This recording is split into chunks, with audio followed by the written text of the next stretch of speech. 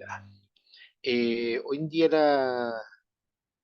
como estaba comentando, la electrónica es parte de la asistencia misma de cómo se llama la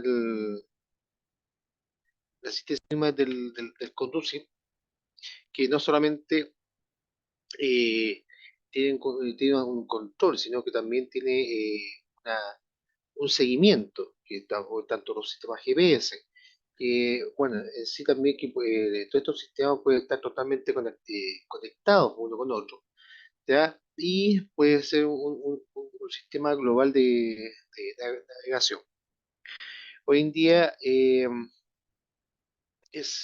puede decir incluso, no sé si habéis dicho la palabra, más fácil el hecho de conducir, ¿ya?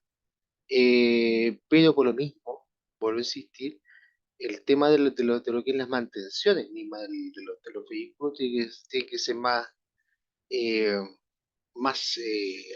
no, más periódica. Entonces, en lo que es repuesto, especialmente lo que son sensores, no los puedo arreglar. Si hay un sensor que está fallando, justamente lo tengo que reemplazar, ¿vale? Lo que estaba comentando el otro día, o sea, el día lunes, si no recuerdo, mal no recuerdo, el tema que había una falla en el sistema electrónico del accionamiento del 4x4, que que se andaba, después se bloquea. ¿Cuál fue el error? Y aparte el error que indicaba en el escáner, no era el correcto, sino que el sensor de la ABS estaba mal. ¿Cómo determinamos que estaba malo? Simplemente por experiencia de unos casos similares. De una marca Toyota que eh, no es primera vez que trae este problema, que el sensor de ABS estaba malo. ¿Y por qué estaba malo? Eh, Como está muy expuesto, si tienen perritos chicos ahí que sean muy juguetones, justamente a un cliente estaba como mordido, estaba como mordisqueado, ¿cómo se llama? El cable, dice, la suela del sensor. Pensaba que era una ratoncita y no, después me dijo, no, o sea, es que tengo unos perritos que son nuevos, que son medio juguetones, y justamente el sensor estaba malo. Y ese sensor, al entregar una mala señal, ya entrega un error, ¿cómo se llama? Al computador, indicando una falla. Y si indica una falla, hay ciertas partes del sistema que no funcionan. Así que, ojo, hay que estar un poquito atento a ese tema. Entonces, van tratando lo que el tema del sistema eléctrico, como vimos en el video, dentro de las características de la batería que estamos utilizando hoy en día, que son 12 volt, los nuevos vehículos, ¿cómo se llaman? Los nuevos vehículos eléctricos van a trabajar a 48 horas incluso en más, ¿ya? Obviamente que dado todo el sistema eléctrico tiene que tener, o quizá con el tiempo, van a tener nuevos sistemas de protección, ¿ya? Eh, Ojalá sí, la idea obviamente, ya cuando estamos al final de las clases, vamos a hablar del uso del kit, cómo usarlo, ¿ya? Y a un poquito de lo que es seguridad vial, ¿ya? ¿Qué hay que hacer en caso de accidente? No sé si alcancemos a ver lo que es el tema un poco de las nuevas leyes que hay hoy en día. Eh, También a quién acudir en caso de emergencia, todas esas cosas, ¿ya? Entonces, sí, la industria automotriz ha avanzado bastante. La mecánica, como tal, es la misma, ¿ya? Sí, lo que sí se han hecho mejoras en ciertas asistencias. Por ejemplo, ya también hablamos de la inyección electrónica, donde esta inyección electrónica también trabaja con sensores, especialmente en el área de lo que son los sensores de gases, donde ese sensor de gas me va a entregar índice de ver cómo está la mezcla, ¿ya? Entonces, con esa información, el, el inyector va a tirar más o menos combustible, ¿no? y también con el tiempo, las bombas de combustible van siendo más pequeñas y no, solo, y no cumplen el principio, o sea, la finalidad que tiene, que es inyectar presión a todo el sistema, sino que los nuevos inyectores tienen su propia bomba de dosificación. Porque dan parte, como se llama, de los sensores. Y antes de entrar en lo que es sistema de iluminación, me gustaría, ¿cómo se llama?, que viéramos, ¿ya? Un pequeño video, ¿ya? De lo que son los sensores, para que tengamos una pequeña idea. Todas estas primeras clases es como una pequeña explicación de lo que es el vehículo. Pero ya avanzando, vamos a ver más específicamente la función de cada sistema. Más específicamente, y las medidas más comunes que hay y cómo también tratar de enfrentarlos cuáles son son los síntomas y cuáles son el arreglo que se puede realizar.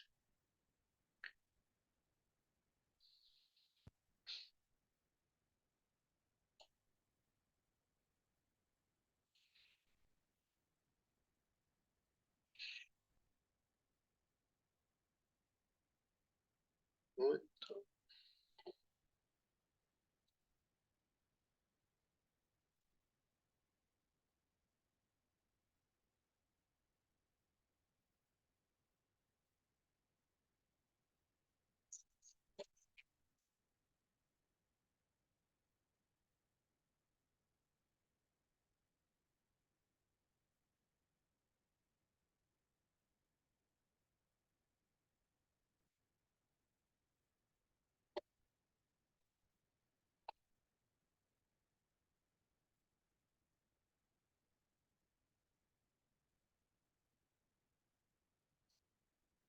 Como lo había comentado, yo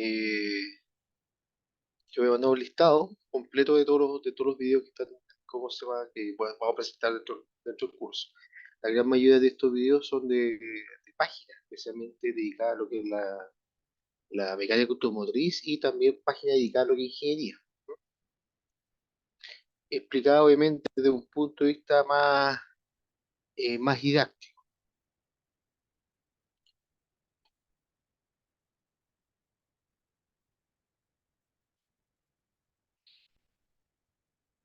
El coche, cada uno de ellos. Y para cada uno de ellos vamos a explicar qué hace, cómo funciona, dónde está situado el sensor y qué pasa si falla. Obviamente este es un video bastante largo con información sobre 16 tipos diferentes de sensores, por lo que por supuesto puedes encontrar marcas de tiempo para cada sensor en la descripción para que puedas acceder rápidamente solo a los sensores que te interesan.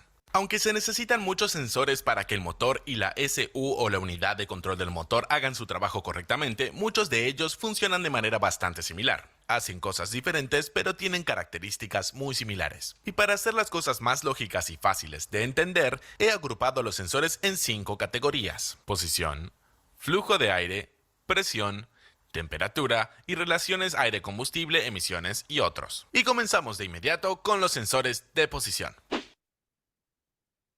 El sensor de posición del cigüeñal le dice a la SU la posición del cigüeñal. Debido a que la posición del pistón está fija en relación con la posición del cigüeñal, al conocer la posición del cigüeñal, la SU también sabe dónde está el pistón dentro del cilindro. Y al saber esto, puede iniciar eventos de inyección de combustible y o encendido por chispa en el momento correcto. Los sensores de posición del cigüeñal suelen ser de efecto Hall, que consta de 3 cables, o BR reluctancia variable, que consta de 2 cables. Aunque funcionan de manera ligeramente diferente, ambos se basan en los principios básicos del electromagnetismo para leer una rueda de gatillo hecha de metal ferroso. A la rueda del gatillo le faltarán uno o más dientes y cada vez que un diente faltante pasa frente al sensor, cambiará la señal que el sensor envía a la SU. La posición del diente faltante en relación con el sensor se fijará en una determinada posición del cigüeñal y al ver el cambio en la señal, la SU puede decir exactamente dónde está el cigüeñal en ese momento. La SU también está configurada para el número total de dientes en la rueda del gatillo, y al conocer el número total de dientes y medir la frecuencia con la que el diente faltante pasa frente al sensor, la SU puede calcular la velocidad del motor o las RPM. Ahora, cada motor de coche tiene un cigüeñal y por lo tanto solo necesita un sensor de posición del cigüeñal, y para poder leer la rueda del gatillo, el sensor debe estar ubicado muy cerca de esta, y la rueda del gatillo debe instalarse en algo que gire a la misma velocidad que el cigüeñal, generalmente en la polea del cigüeñal o el engranaje de distribución donde se une la correa de distribución o la cadena de distribución o el volante de inercia. Entonces, una de estas tres ubicaciones es donde encontrará el sensor de posición del cigüeñal. Si el sensor falla por completo, entonces el motor no arrancará, o arrancará pero se detendrá después de funcionar muy brevemente. Si la falla no es total, es posible que experimente una aceleración irregular, detonación, funcionamiento brusco, un ralentí inestable, consumo deficiente, etc. Ahora, el sensor de posición del árbol de levas hace lo mismo que el sensor de posición del cigüeñal, pero para el árbol de levas. En teoría, el motor puede funcionar solo con un sensor de cigüeñal, pero agregar un sensor de posición del árbol de levas ofrece una imagen mucho más completa para la SU y también es una capa de verificación para la información proveniente del sensor de posición del cigüeñal. Ahora, un sensor de posición del árbol de levas le permite a la SU saber qué está haciendo cada cilindro y cuándo lo está haciendo, y es por eso que se puede usar, por ejemplo, para controlar la detonación por cilindro, inyección secuencial y otros sistemas selectivos de cilindro. El sensor del árbol de levas funciona según el mismo principio que el sensor del cigüeñal. La única diferencia es que lee una rueda de gatillo mucho más pequeña y con menos dientes debido al tamaño del árbol de levas. Para leer la posición del árbol de levas, el sensor debe estar cerca de él. Generalmente lo encontrará en algún lugar de la cubierta del árbol de levas, ya sea en la parte delantera o trasera del árbol, o con menos frecuencia en algún lugar a lo largo del eje del árbol de levas. Los síntomas de falla suelen ser los mismos o muy similares a los de un sensor de posición del cigüeñal, ya sea que no arranque el motor o un mal funcionamiento del motor. El sensor de posición del acelerador mide la posición de la placa del acelerador. Cuando estás operando el pedal del acelerador, en realidad estás operando la placa del acelerador, que generalmente está en la entrada del colector de admisión. Cuando lo pisas, la placa del acelerador se abre completamente, permitiendo la máxima entrada de aire al motor para una máxima aceleración. Al conocer la posición de la placa del acelerador, la SU puede conocer la carga aplicada al motor y por lo tanto puede variar los tiempos de inyección y consecuentemente el de encendido. Un sensor de posición del acelerador funciona basándose en una resistencia variable. Una resistencia variable es esencialmente un componente eléctrico que cambia su salida de resistencia eléctrica según su posición. Contiene una parte móvil y las diferentes posiciones de esta parte móvil tendrán diferentes salidas de resistencia. En el caso del sensor de posición del acelerador, el eje de la placa del acelerador está conectado directamente a la resistencia variable, por lo que diferentes posiciones de la placa del acelerador tendrán diferentes salidas de resistencia, pero luego la electrónica del sensor la mide y convierte en una señal útil para la SU. Ahora, esto es con lo que solían funcionar los antiguos sensores de posición del acelerador, pero hoy en día los sensores de posición del acelerador modernos en realidad dependen de mediciones de posición sin contacto que utilizan el efecto Hall, inducción o resistencia magnética para hacer el mismo trabajo que la resistencia variable. Obviamente, para medir la posición de la placa del acelerador, el sensor de posición del acelerador debe estar ubicado en el propio cuerpo del acelerador, y aquí es donde siempre se encuentra el sensor de posición del acelerador. Uno de los síntomas más obvios de un sensor de posición del acelerador defectuoso será una aceleración impredecible. El automóvil se sentirá como si no respondiera correctamente a los movimientos del pedal del acelerador. Además, el ralentí a menudo se verá afectado y será demasiado alto o demasiado bajo, y también puede haber dificultades para arrancar el vehículo. Además de conocer la posición del pistón para saber cuándo inyectar el combustible, la SU también debe saber cuánto combustible inyectar, y para saber cuánto combustible inyectar, debe saber cuánto aire entra al motor para que pueda inyectar la cantidad correspondiente de combustible, y esto es exactamente lo que hace un sensor MAF o sensor de masa de aire para la SU. Le dice a la SU cuánto aire ingresa al motor.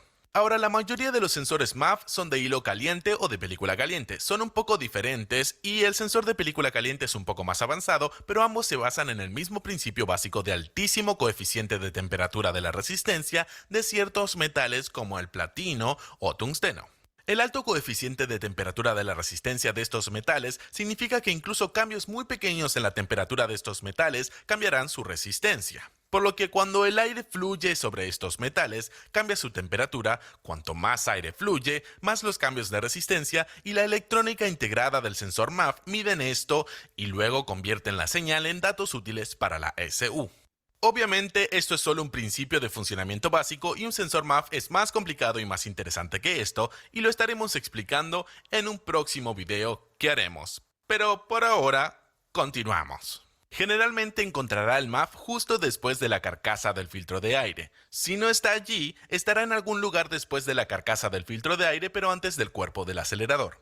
Si un MAF falla por completo, el motor no arranca. Si recién comienza a fallar o si está un poco contaminado con suciedad, entonces enviará información incorrecta a la ECU, por lo que la ECU estará inyectando la cantidad incorrecta de combustible. Y podrás esperar un motor que funciona con dificultad, ralentí deficiente, aceleración rara, consumo deficiente y otros síntomas similares. Ahora, un AFM o medidor de flujo de aire o medidor de flujo por paletas hace lo mismo que un MAF. Mide cuánto aire ingresa al motor, solo que lo hace de manera diferente y generalmente está presente en vehículos más antiguos.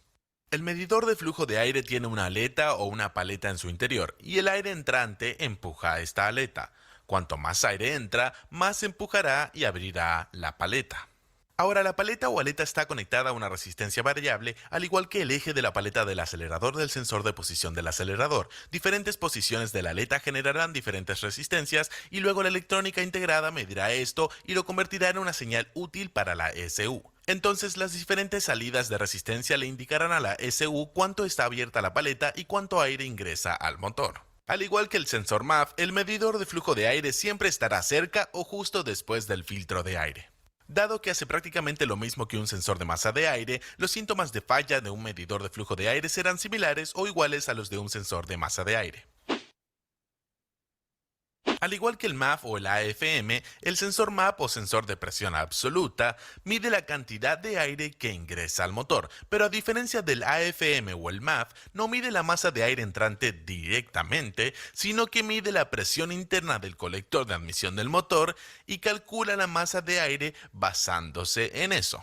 La lógica es que cuanto más aire haya en un espacio frío, mayor será la presión que el aire ejercerá sobre las paredes de este espacio frío. Y esto es exactamente lo que utiliza el MAP, y midiendo la presión puede calcular cuánto aire entra al motor. El sensor MAP mide la presión del aire basándose en un pequeño chip de silicio micromecanizado. El chip de silicio consta de una membrana de silicio y un pequeño material piezoeléctrico. El material piezoeléctrico reacciona ante la flexión de la membrana de silicio bajo presión, cambiando su carga eléctrica. Cuanto mayor es la presión, más se flexiona la membrana de silicio y más cambia la carga. Y la electrónica de a bordo mide esto y luego lo convierte en una señal útil para la ECU. Ahora, si está construyendo un motor de alto rendimiento o aumentando significativamente los niveles de boost de su motor, entonces el sensor MAP original ya no será adecuado y deberá actualizarse. Debido a que el MAP debe medir la presión directamente en el colector de admisión, también siempre está ubicado en algún lugar del colector de admisión, y nuevamente, debido a que en última instancia intenta medir la masa de aire entrante, los síntomas de falla serán similares o iguales que con un MAF o AFM. El sensor de presión de aceite obviamente mide la presión del aceite dentro del motor. Es un sensor muy simple, pero quizás uno de los más importantes y vitales para el motor, porque sin suficiente presión de aceite el motor sufrirá daños catastróficos rápidamente. Al igual que muchos otros sensores de presión en un automóvil, el sensor de presión de aceite es básicamente un transductor de presión piezoresisitivo, lo que significa que funciona prácticamente con el mismo principio básico que el sensor MAP que acabamos de cubrir, simplemente está calibrado para los diferentes valores esperados de la presión de aceite del motor. Ahora bien, en algunos casos, el sensor de presión de aceite de un motor no es un sensor en absoluto, es solo un interruptor, y la versión más básica contiene un diafragma que cuando se flexiona, simplemente provoca un circuito eléctrico y reporta que hay suficiente presión del aceite. Si no hay suficiente presión de aceite, el diafragma no se flexionará lo suficiente, no podrá activar el circuito eléctrico y se encenderá una luz de presión de aceite advirtiendo al conductor que el motor deberá apagarse para evitar daños.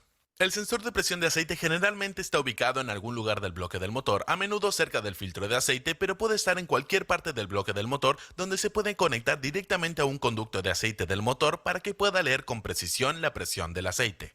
La falta de presión de aceite es una de las situaciones más peligrosas para un motor, por lo que si el sensor de presión de aceite no funciona correctamente e informa falsamente la presión del aceite a la ECU, entonces la ECU activará falsamente un modo de emergencia o se negará a encender el motor. Obviamente el sensor de presión de combustible mide la presión del combustible, eso es lo que hace. Entonces, ¿por qué es importante medir la presión del combustible? Bueno, al conocer la presión del combustible dentro del riel de combustible, la SU puede saber cuánto tiempo debe abrir los inyectores para garantizar que se inyecte la cantidad correcta de combustible en el motor. Para medir la presión del combustible directamente dentro del riel de combustible, el sensor de presión de combustible casi siempre está ubicado en algún lugar directamente en el riel de combustible. Generalmente el primer síntoma de falla es la dificultad para arrancar, especialmente con el motor frío. Otros síntomas incluyen mala aceleración y mucho consumo. Ahora, el IAT o el sensor de temperatura del aire de admisión obviamente mide la temperatura del aire de admisión. Es importante medir esto porque la densidad del aire está influenciada por la temperatura del aire. Cuanto más caliente esté el aire, menos denso será y menos moléculas de aire habrá en un espacio determinado. Aunque en teoría un motor podría funcionar sin sensor de aire de admisión, sigue siendo una muy buena idea tener uno, y el motor funcionará mejor con él que sin él. El sensor IAT funciona junto con el MAF, MAP o AFM para brindarle a la SU una imagen más completa del aire que ingresa al motor, lo que ayuda a reducir las emisiones, mejorar la potencia y la eficiencia. Al igual que casi todos los demás sensores de temperatura en un coche, el sensor IAT es un termistor, lo que significa que su resistencia eléctrica cambiará en respuesta a los cambios en su temperatura. Y luego, como de costumbre, la resistencia se mide y se convierte en una señal útil para la SU. El sensor IAT suele estar integrado en el MAF o el AFM. Si no está ahí, generalmente puedes encontrarlo en algún lugar del conducto de admisión, generalmente cerca del cuerpo del acelerador. Si solo hay un poco de suciedad en el sensor IAT, los síntomas de mal funcionamiento serán muy leves y apenas perceptibles. Si la falla es más grave, entonces el motor puede funcionar con dificultad, inestable o incluso detenerse, o puede generar breves aceleraciones involuntarias. Todos los sensores de temperatura restantes que cubriremos también son termistores, por lo que no explicaremos individualmente cómo funciona cada uno de ellos. Simplemente hablaremos sobre lo que hacen, dónde están, etc. Entonces, procedamos con el sensor de temperatura del anticongelante. El sensor de temperatura del anticongelante es muy importante para la SU porque le indica qué tan caliente está el motor. Esto es importante porque un motor frío necesita una cantidad diferente de combustible en comparación con un motor caliente. El sensor de temperatura del anticongelante también es necesario para activar varias acciones, como por ejemplo arrancar los ventiladores del radiador, o si el motor se sobrecalienta, puede indicarle a la SU que active el modo de emergencia o que se niegue a arrancar el motor hasta que se enfríe nuevamente. Como casi todos los demás sensores de temperatura, el sensor del anticongelante debe entrar en contacto directo con el fluido cuya temperatura intenta medir. Como tal, muy a menudo encontraremos el sensor de temperatura del anticongelante en el termostato o cerca de él. Algunos coches tienen más de uno y puede encontrarlos en cualquier lugar de las tuberías de anticongelante o en cualquier otro lugar por donde pase el anticongelante. Un motor frío necesita más combustible que un motor caliente. Esto significa que si el sensor de temperatura del refrigerante no funciona correctamente y le dice a la SU que el motor está frío aunque esté caliente, la SU inyectará combustible adicional, lo que resultará en una mezcla rica en combustible, y esto significa que obtendrá un consumo deficiente o incluso humo negro en el escape en casos severos. También es posible un escenario opuesto y la SU puede pensar que el motor está caliente aunque esté frío. En ese caso, inyectará muy poco combustible, lo que conducirá a una condición de funcionamiento pobre, y esto puede conducir a fallos de inyección e incluso detonación hasta que se caliente. La temperatura del combustible se debe medir porque la densidad del combustible, al igual que la densidad del aire, se ve afectada por la temperatura. El combustible caliente es menos denso y se quema más fácilmente, por lo que se debe inyectar un poco más para compensar esto. El sensor de temperatura del combustible suele estar ubicado en algún lugar del tanque del combustible, a menudo como parte del conjunto de la bomba de combustible. Con menos frecuencia se puede encontrar en algún otro lugar a lo largo de las líneas de combustible. La información proveniente del sensor de temperatura del combustible solo se utiliza para mejorar aún más la precisión de la inyección y cumplir con los estrictos estándares de emisiones. Un motor puede funcionar bastante bien con un sensor de temperatura del combustible defectuoso, y en algunos casos es posible que los síntomas no se noten en absoluto. Si la falla es más grave o si el componente del sensor falla, entonces el vehículo podría fallar en la prueba de emisiones o obtener un rendimiento y un kilometraje ligeramente peores de lo habitual. Aunque muchos coches solo tienen un sensor de presión de aceite y no mide la temperatura del aceite, medir la temperatura del aceite puede ser una capa adicional de protección. Si el aceite se sobrecalienta, esto afectará negativamente su viscosidad y el aceite no será capaz de hacer su trabajo, lo que puede provocar una falla del motor. Ahora, la SU, al ver la temperatura del aceite, puede activar el modo de emergencia o negarse a arrancar el motor antes de que la temperatura del aceite se normalice nuevamente. Además de transmitir información a la SU, el sensor de temperatura del aceite también puede transmitir información para activar o mostrar una pantalla visible para el conductor, y luego el conductor puede tomar medidas preventivas y apagar el motor si la temperatura del aceite aumenta demasiado. Para poder medir las temperaturas del aceite, el sensor debe entrar en contacto directo con el aceite dentro del motor. Como tal, se encuentra a menudo en el bloque bloque del motor o con menos frecuencia en la culata. En los coches más nuevos se puede encontrar integrado en el sensor de nivel de aceite. Dependiendo de cómo falle, un sensor de temperatura del aceite que funciona mal puede hacer que la ECU piense que las temperaturas del aceite son demasiado altas aunque no lo sean, y luego la ECU podría activar incorrectamente un modo de emergencia. El sensor también puede funcionar mal de manera que no informe temperaturas de aceite demasiado altas, lo que puede provocar daños en el motor. Un sensor de temperatura de aceite defectuoso es muy fácil de detectar si hay un indicador o una pantalla correspondiente. Voy a tener un poquito respecto a lo que es la temperatura del aceite, bueno, también lo vamos a ver en el sistema de lo que es lubricación. El lubricante o el aceite también cumple una función de refrigerar el motor, ¿ya? Entonces, pues eso es una doble protección de que si tengo, como se llama, una temperatura muy alta el tema del aceite, obviamente que voy a poder refrigerar menos y obviamente la temperatura se puede sobrepasar dentro del motor y puede provocar un mayor problema, ¿ya? Especialmente lo que son motores que son tienen, como se llama, una alta, tienen alto esfuerzo o de alta competencia, ¿ya? Entonces, por eso en algunos vehículos es muy importante esta doble protección.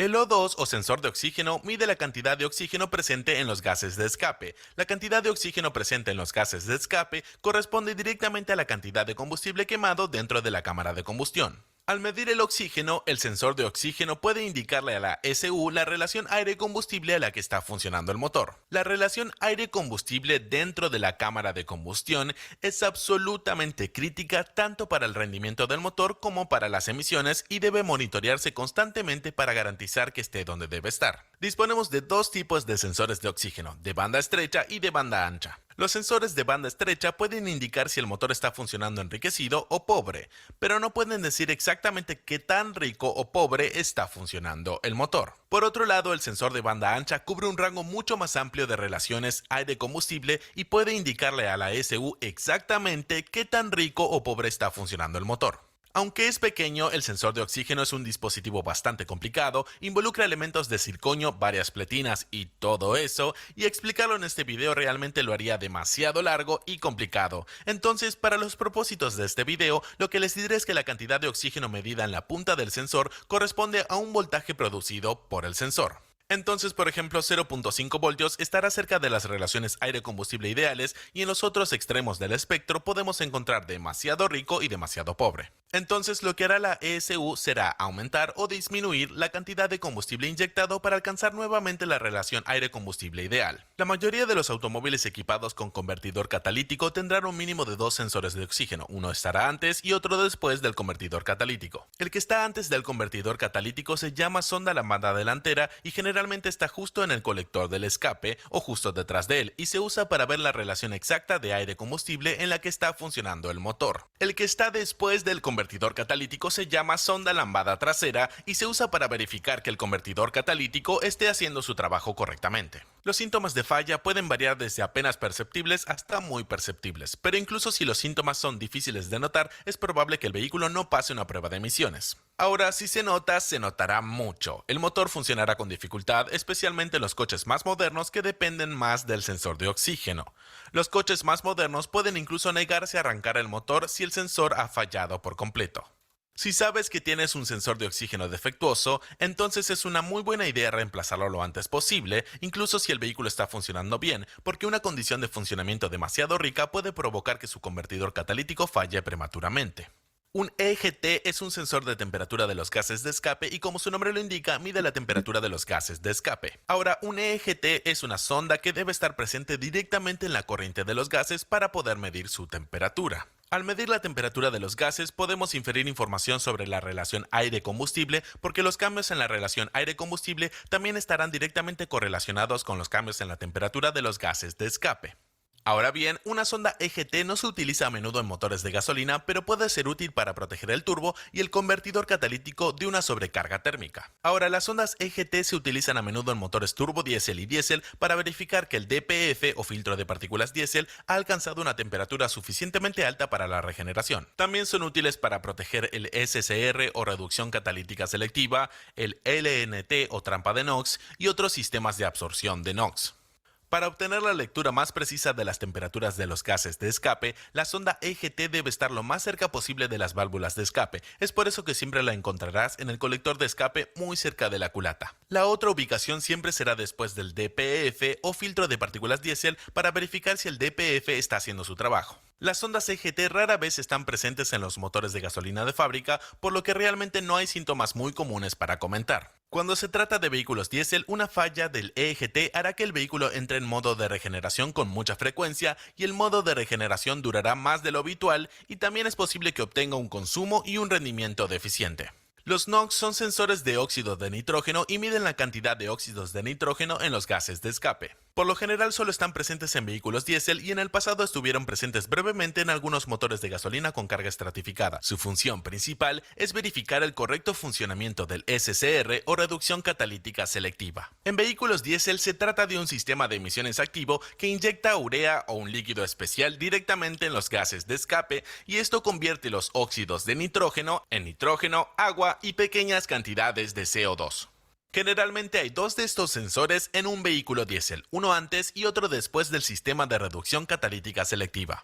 El anterior mide la cantidad de nitrógeno que entra y el siguiente mide la cantidad de óxido de nitrógeno que sale para asegurarse de que el sistema de reducción catalítica selectiva esté haciendo su trabajo. Una falla hará que la mayoría de los vehículos diésel modernos entren en modo de emergencia. También puede obtener un ralentí inestable y un consumo deficiente. Ahora bien, la detonación es una combustión anormal dentro del motor. Si es lo suficientemente fuerte y persiste el tiempo suficiente, puede causar daños catastróficos al motor. Un sensor de detonación es esencialmente un micrófono sintonizado para escuchar la frecuencia específica de detonación dentro del motor. Esto depende del motor, pero en realidad depende en gran medida del diámetro y la carrera de ese motor. Si el sensor de detonación detecta detonación, transmitirá esta información a la ECU y la ECU responderá retardando el tiempo de encendido o aumentando la cantidad de combustible inyectado en el motor para evitar que la detonación vuelva a ocurrir. Para poder escuchar el golpe resonando en todo el bloque del motor, el sensor de detonación siempre estará en el bloque del motor.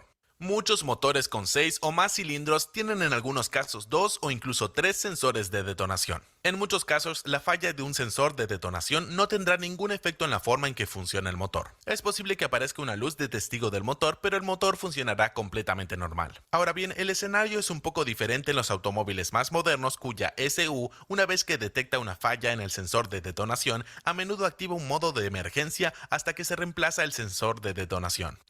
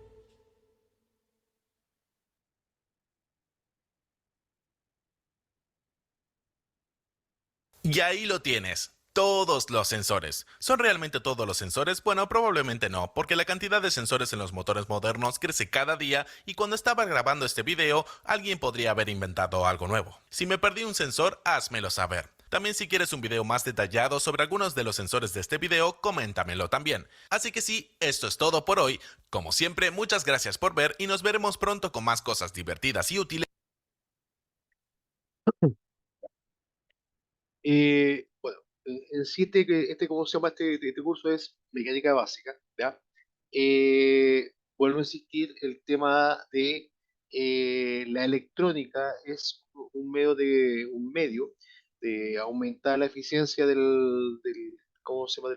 Del vehículo, generando mayor seguridad al conducir y también un mayor rendimiento de cómo sea el consumo de transmisión. Eh, Obviamente está todo lo que es la parte mecánica, ¿ya? La parte de la vivo, pero también está la parte electrónica, ¿ya? Y la parte electrónica son gran parte de cómo se hace de los sensores que dentro del motor, que aquí, ¿cómo se llama estos sensores? Ven si el funcionamiento del motor, ¿ya? Yo creo que más adelante vamos a ver la cantidad de nuevos sensores que hay en la asistencia misma de la conducción, o el tema, el tema vial. Entonces, la idea de esto es que ustedes también entiendan todos los sensores que trabajan hoy día con los vehículos modernos, ¿ya?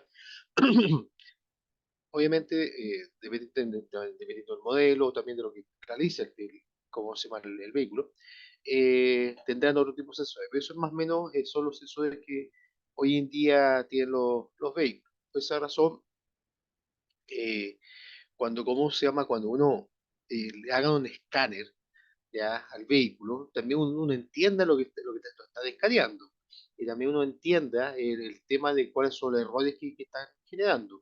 Y para que, lo que podemos también rescatar de este video, que aquí están presentando fallas, pero fallas no mecánicas, fallas de los sensores, que al fallar los sensores van a entregar respuestas erróneas hacia el computador y el computador va a recibir esa información errónea y se va a comportar también de forma errónea, ¿ya?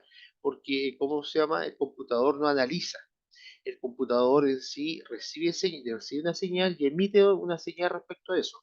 Tiene una gama de respuestas, una gama o sea, una gama de, sí, una gama de respuestas dependiendo de la señal que recibe.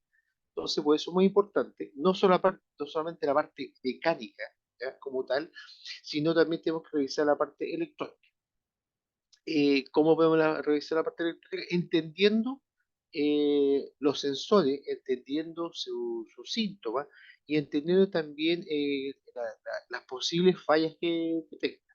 El tema de cuándo cambiarlo, cómo cambiarlo y el dónde cambiarlo, el cuándo, perdón, vamos a revisarlo poco a poco, pero no hay como una cantidad de kilómetros, ¿ya? De lo que, ¿cómo se llama? De lo que puede ser, no sé, claro, de combustible, puede ser chuta, que el combustible está contaminado, ¿ya?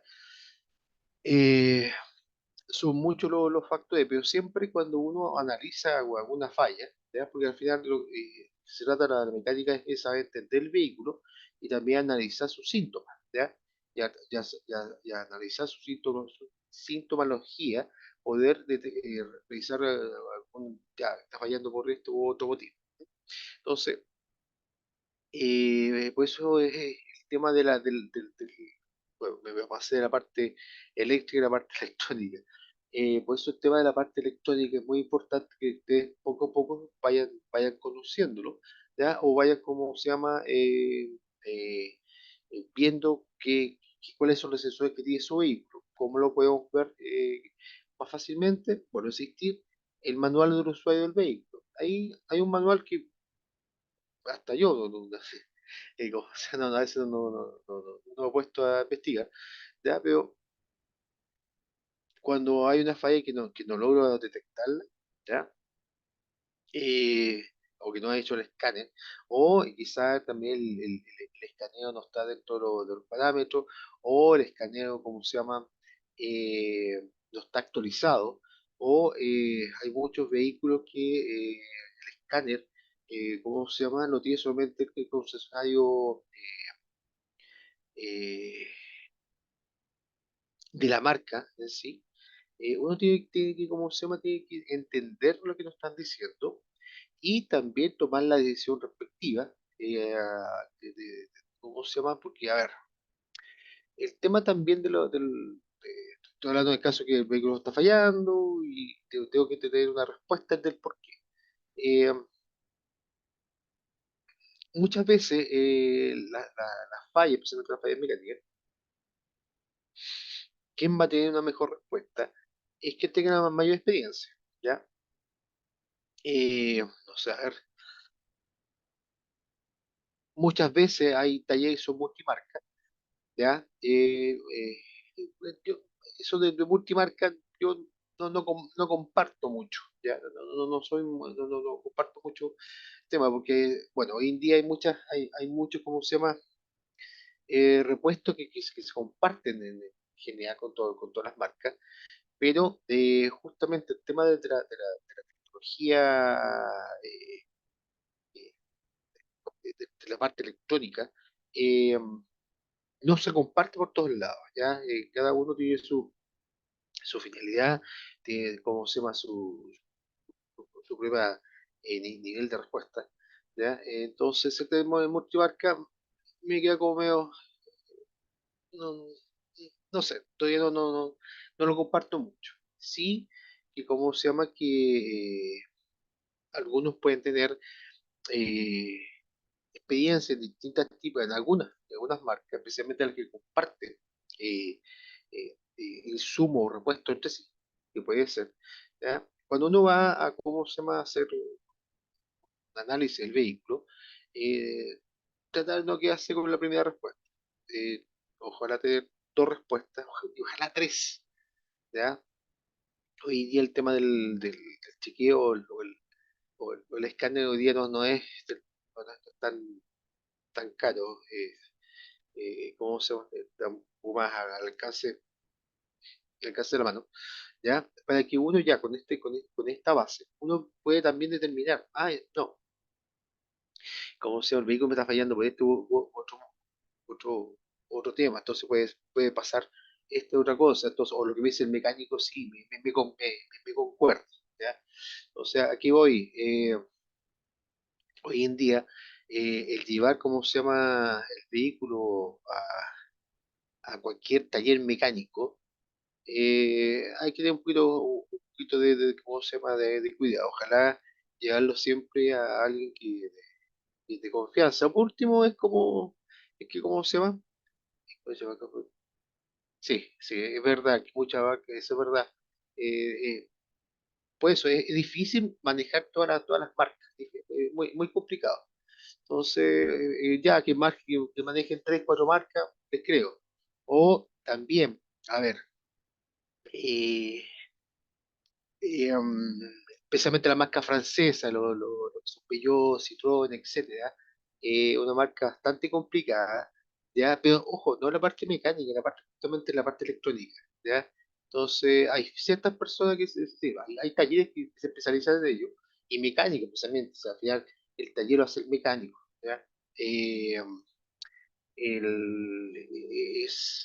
ver, eh, su, su tecnología es bastante, ¿cómo se llama? Ellos la cuidan mucho.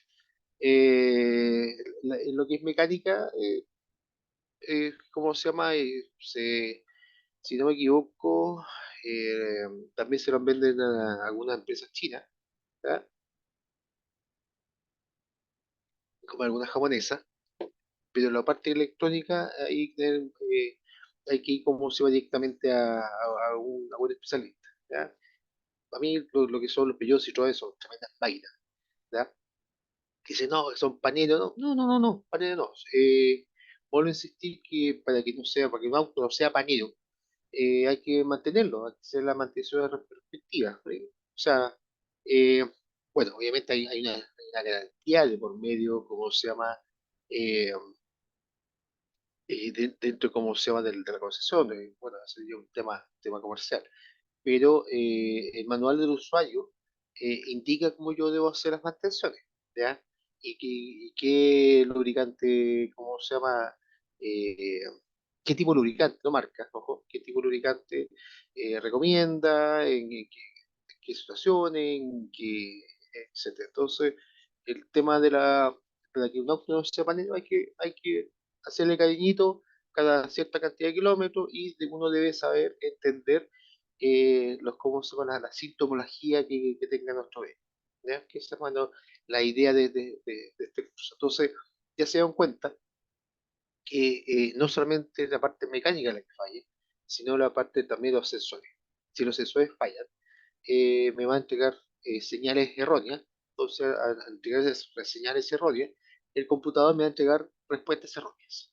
¿Ya? Porque, vuelvo a insistir, el computador no piensa. El computador, el señal que entrega es la respuesta que da. Tiene un montón de respuestas. El computador no es una inteligencia artificial. ¿Ya? Entonces, pues, por esa razón, él no va a distinguir que está fallando el sensor. ¿Ya? Va a distinguir solamente que le entra una señal y va a responder de segunda señal. Entonces, tenemos que primero partir justamente escaneando, haciendo el escáner respectivo. ¿Ya? Vuelvo a insistir que ojalá que tenga un poquito de experiencia, ¿no? O como sea, no estos escáneres que los compro en China con todos los programas, que a veces no son lo mejor. Sí, yo creo que eso es eh, lo que le puedo sacar, entre comillas, a el tema del concesionario, que tiene, tiene el escáner respectivo a cada vehículo. Eso sí, las mantenciones son bastante caras. ¿Ya? Entonces, por eso después ustedes pueden tomar la decisión y abarcarse y ojalá ir a, ¿cómo se llama? A talleres de su confianza. Y vayan asesorando, vayan, ¿cómo se llama? Vayan comparando ustedes mismos. Vamos a seguir con la materia.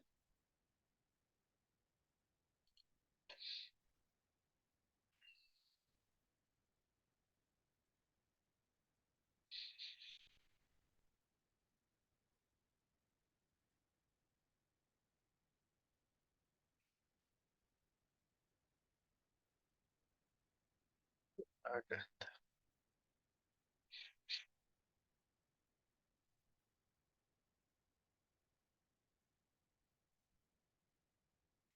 Bueno, en tu caso es más hacia el lado de lo que es la seguridad vial, ¿ya? Que el sistema de iluminación.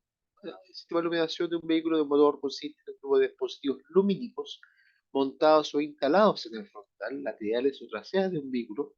Su propósito es proveer de iluminación a su conductor para poder hacer funcionar el vehículo con seguridad en condiciones de baja visibilidad, aumentando la calidad del vehículo y ofreciendo a los demás usuarios de la vía información sobre la presencia, posición, tamaño o dirección del vehículo y sobre las intenciones del conductor en cuanto a dirección y velocidad.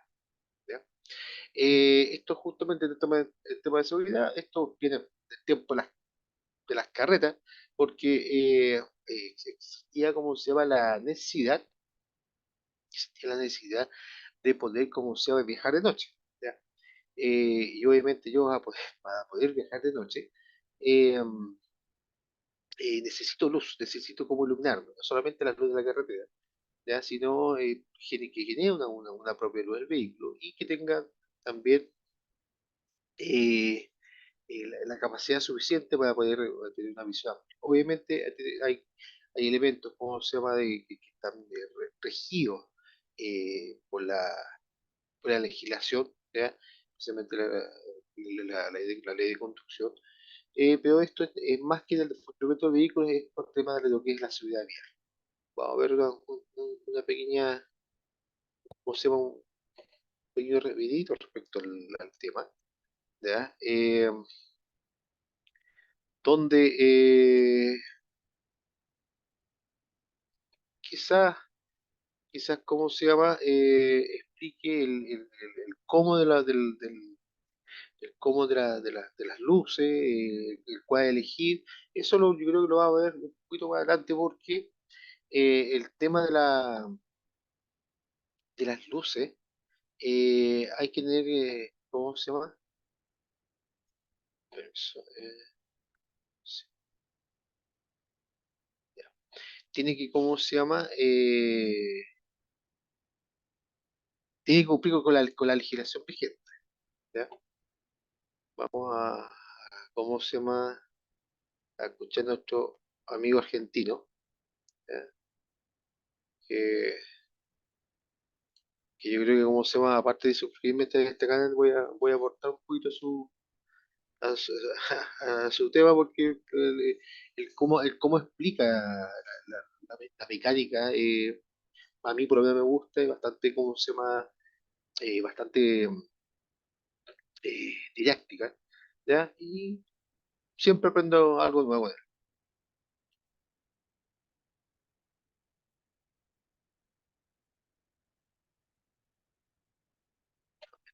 ¿eh?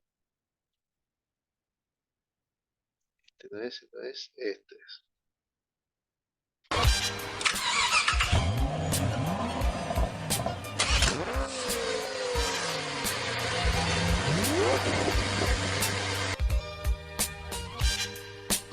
Bueno, hay un tema que son los halógenos, los LED o los haluros. Siempre hay una pelea entre los tipos de luz que se va a utilizar. Pero obviamente que hay una legislación que está detrás de eso. Desde que inventaron las carretas, la necesidad de viajar por la noche imponía el disponer de algún sistema que iluminase el camino. Desde aquellos faroles con velas, los sistemas de iluminación del automóvil han evolucionado de manera excepcional y son uno de los sistemas que mayor seguridad aporta al viajar en condiciones de baja visibilidad. Si un circuito de iluminación no funciona correctamente, la seguridad del conductor, los pasajeros, las personas en otros vehículos y los peatones están en peligro. Los circuitos de iluminación de los vehículos actuales pueden constar de más de 50 bombillas y cientos de pies de cableado. Dentro de estos circuitos se incorporan protectores, relés, interruptores, lámparas y conectores. Además, los sistemas de iluminación más sofisticados utilizan computadoras y sensores. Los circuitos de iluminación consisten en una variedad de luces interiores y exteriores, que incluyen faros, luces traseras, luces de estacionamiento, semáforos, luces de posición, luces de instrumentos de tablero, luces de cortesía, entre otras. Los circuitos de iluminación están regulados en gran medida por leyes federales. Es por esto que los sistemas son similares entre los distintos fabricantes.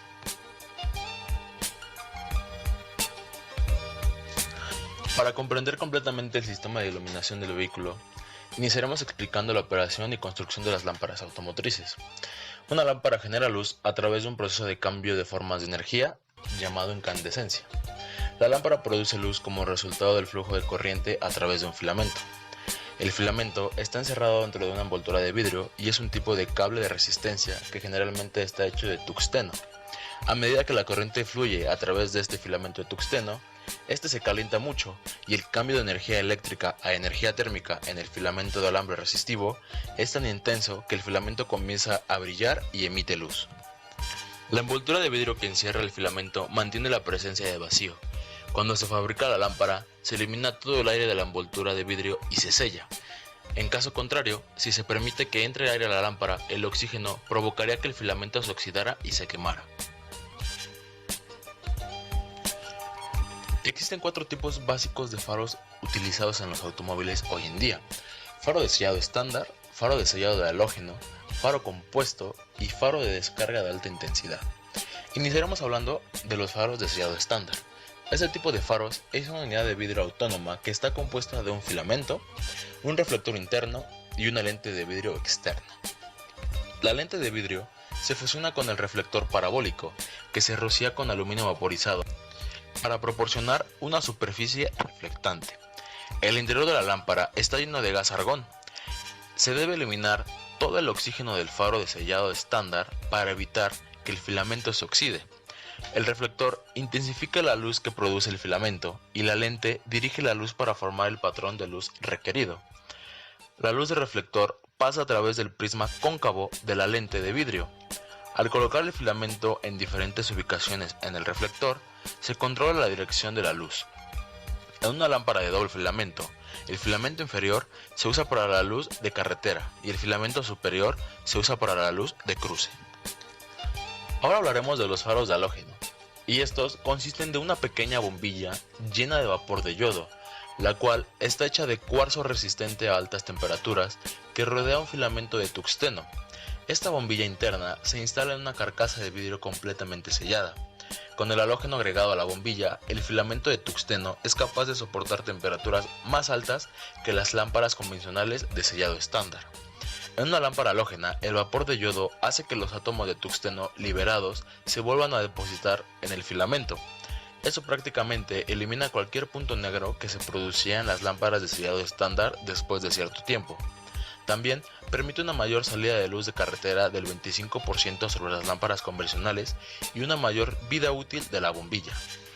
Bien, ahora hablaremos de los faros compuestos, y estos sistemas utilizan una bombilla halógena reemplazable. Esto debido a la mayor cantidad de calor que desarrollan estas bombillas. Las carcasas están ventiladas y pueden desarrollar una condensación dentro del conjunto de la lente. Esta condensación no afecta para nada a la bombilla y no perjudica en el funcionamiento de los faros. Cuando se encienden los faros, el calor generado por las bombillas halógenas disipará la condensación rápidamente. Y por último, tenemos los faros delanteros de descarga de alta intensidad. Y este tipo de faros utilizan un gas inerte para amplificar la luz producida por el arco a través de dos electrodos. Estos faros delanteros emiten 3 veces más luz y el doble de la luz de la carretera que los faros de halógeno convencionales. También usan aproximadamente 2/3 menos de energía para operar y duran de 2 a 3 veces más. Estas lámparas producen luz tanto en longitudes de onda ultravioleta como visibles. Esta ventaja permite que las señales de carretera y otros materiales reflectantes brillen. Y bien, este tipo de lámparas consiste de una bombilla externa hecha de cuarzo dopado con cerio, que alberga la bombilla interna. La bombilla interna está hecha de cuarzo fundido y contiene 2 electrodos de tungsteno. También está lleno de gas neón, mercurio y haluros metálicos. Interruptores de faros. El interruptor está ubicado en el tablero por la parte de instrumentos o la columna de dirección. Este sistema controla la mayoría de los sistemas de iluminación del vehículo. Los interruptores de los faros más comunes es el de tipo de 3 posiciones con apagado, estacionamiento y faro. Generalmente recibe el voltaje directo de la batería a 2 terminales del interruptor. Esto permite que los circuitos de luz funcionen sin tener el interruptor de encendido en la posición. Cuando se encuentra en la posición de apagado, los contactos abiertos evitan que el voltaje de la batería continúe hasta las lámparas. En la posición de estacionamiento, el voltaje de la batería que está presente se aplica a través de los contactos cerrados al marcador lateral, la luz trasera, la iluminación de la placa de matrícula y las luces del grupo de instrumentos. En este circuito generalmente está protegido por un fusible de 15 a 20 amperios. En la posición de faro, el voltaje de la batería se aplica a través del disyuntor y los contactos cerrados para encender los faros. El disyuntor se usa para evitar que las sobrecargas temporales del sistema se desactiven por completo. El interruptor de atenuación proporciona los medios para que el conductor seleccione la operación de alto o bajo, y para cambiar entre los dos, el interruptor está conectado en serie dentro del circuito de los faros y controla la ruta de corriente para luces altas y bajas. La mayoría de los vehículos más nuevos ubican el interruptor de atenuación en la columna de dirección para evitar fallas tempranas y aumentar la accesibilidad del conductor. El circuito completo de los faros consta del interruptor, atenuador y un indicador de luz en la carretera y los faros. El circuito de los faros están conectados a tierra a la carrocería o al chasis del vehículo. Muchos fabricantes que importan utilizan un diseño de sistema que tiene bombillas aisladas e interruptores laterales a tierra.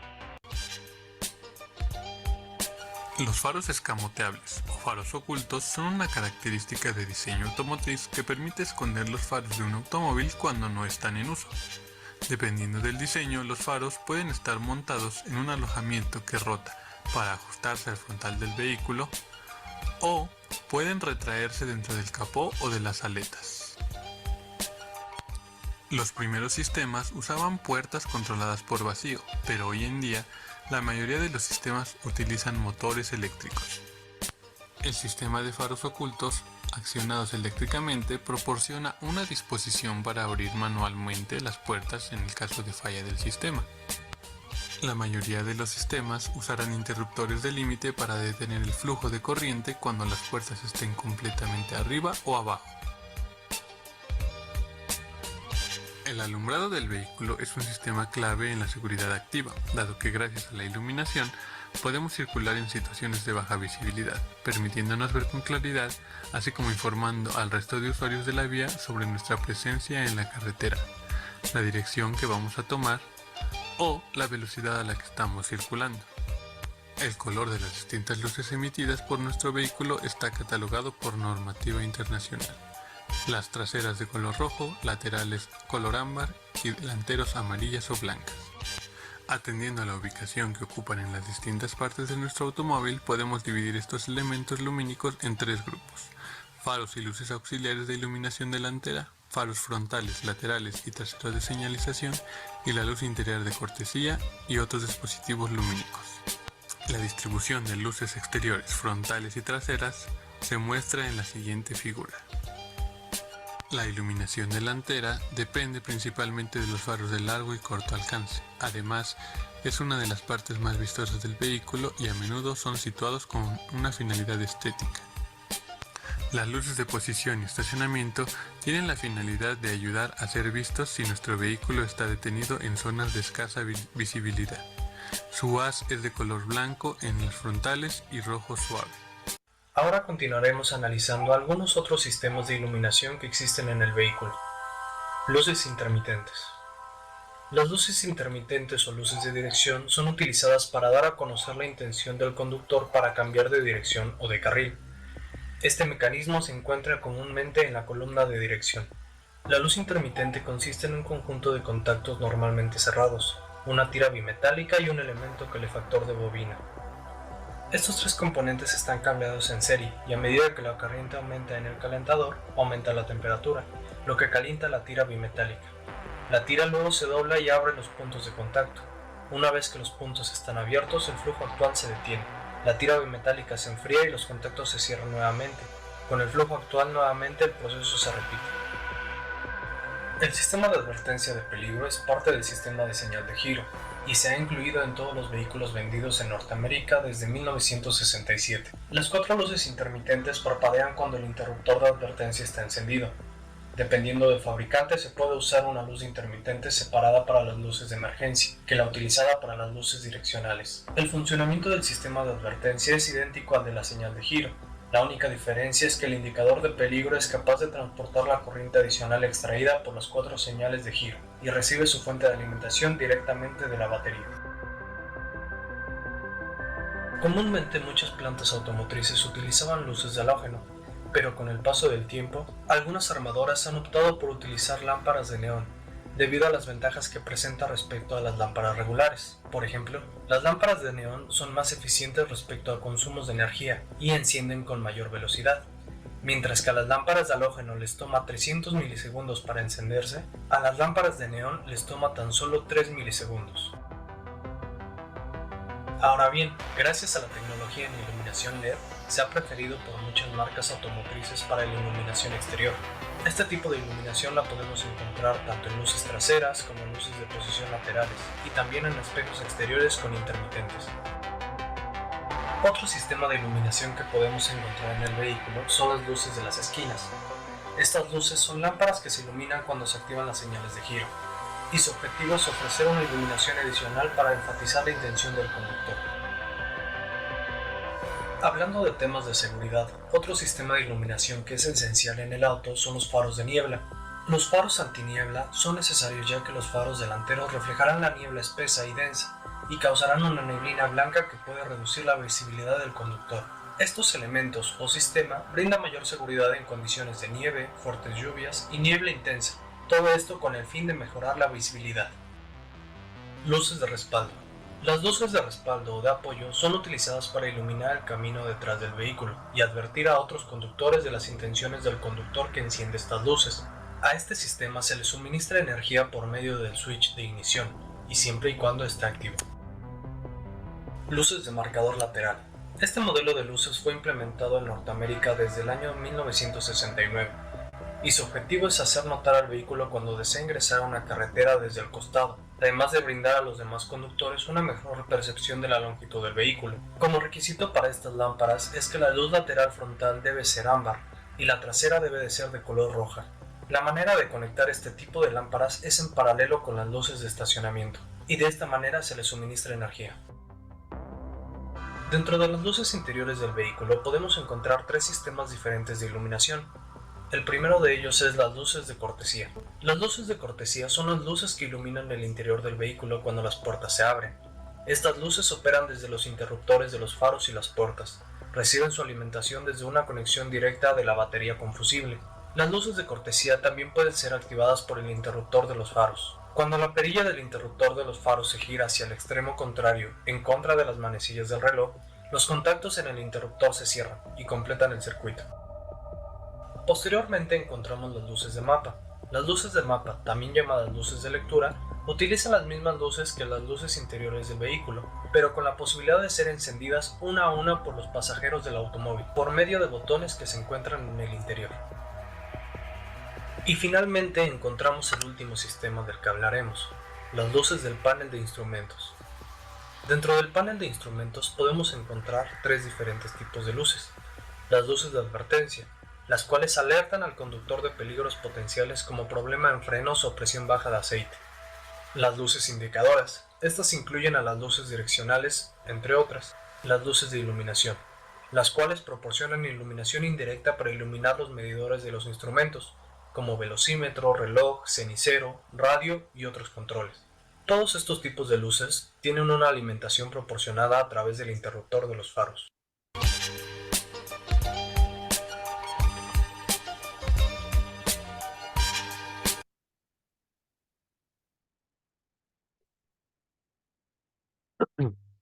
Ya. Dentro justamente de lo que es las luces, la iluminación del vehículo, esto netamente es justamente para lo que es la seguridad vial, ¿ya? No es parte sí del funcionamiento del vehículo, pero sí es parte de nuestra conducción. Por ejemplo, en mi caso, no sé cómo, bueno, en lo que es, especialmente lo que es minería, deben existir luces de respaldo, pero en sí las camionetas, o cualquier tipo de vehículo que ingrese a minería, especialmente a alta cordillera, deben tener sí o sí las famosas neblineras. Ya, pues especialmente por el tema de la inclemencia de los tiempos, que por ejemplo en Coyahuasi está primero el invierno anticiclónico, si mal no recuerdo es de enero hasta marzo más o menos, donde llueve mucho más que nada, y después viene el invierno continental, que ahí hay mucha nieve. Y todos los vehículos, obviamente por tema de seguridad, todos tienen que tener justamente el tema de lo que es los neblineros. No recuerdo hace cuánto aquí en Chile, la legislación chilena, en lo que es carretera, todos los vehículos tienen que tener su luz encendida. ¿Ya? Antiguamente no se revisaba. Los modelos antiguos no estaban pensados, como se llama, excepto me refiero a la ampolleta, no estaban pensados en un sobreconsumo. Entonces, no es que nos tocó a nosotros cambiarlo con mayor periodicidad. En cambio, los LED tienen justamente mayor duración. ¿Ya? También el tema, bueno, lo voy a investigar bien, ¿sí? Respecto a qué es lo que exige la ley, lo que es la intensidad así de las luces de conducción. No sé si está medida por lumens, ¿ya? O hay, no sé, tengo una tarea pendiente respecto a eso, ¿ya? Que sí se la voy a entregar prontamente. Entonces, justamente, eh, eh, muchachos de electrónica son los que están viendo el tema del tema de lo que es iluminación, que, por insistir, no es parte del- del funcionamiento del vehículo, pero sí es parte de lo que es la seguridad misma del vehículo en sí. ¿Mm? Voy a intentar también generar, ¿cómo se llama? Eh, una pequeña clase, algo en lo que se refiere a seguridad vial, ¿ya? Que son los airbags, cómo funcionan los airbags, cómo yo puedo reforzar mi vehículo, eh, si, por ejemplo, a ver, el tema de las barras antivuelco, si sirve o no, cuáles son buenas, Si solamente tengo que tener barra anticuerpo exterior o también interior, más que nada, yo soy experto, ¿ya? Experto de ese aspecto no lo soy, pero sí voy a consultar a mis colegas que sí son expertos en el tema, ¿ya? Tanto amigos bomberos, ¿ya? Como a unos colegas prevencionistas, ¿ya? En el cual eh, tienen más al día las normativas vigentes. Ojo, no las normativas, estoy hablando de lo que dice la legislación, ¿ya? Esta normativa interna de cómo se llama de seguridad vial, ¿ya? También voy a intentar cómo se llama que me expliquen, no es malo, bien, especialmente eh, una, bueno, la pediatra que tiene mi hija, me dio una pequeña charla el otro día respecto sobre lo que son las sillas de bebé, ¿ya? Cómo elegirla la mejor, ya que un colega de ella, perdón, por motivos como se llama el destino, tuvo justamente un choque, ¿ya? Y su bebé falleció, y de ahí empezó una investigación completa de todos los tipos de sillas que están en el mercado y cuáles son las mejores, ¿ya? No está hablando de marcas, sino está hablando del sistema de cómo se anclaje, qué es lo que hay que hacer, cómo debe instalarlo, y por lo menos yo, si, o sea, si ustedes están de acuerdo, me dicen que sí o no, y lo podemos ver, pero más, más adelante. Continuando un poquito con nuestra materia, ¿ya? Que es, este es como la pincelada del todo el tema de automotriz. Después vamos a entrar ya a caballo, un tema más específico. Nos queda empezar a ver,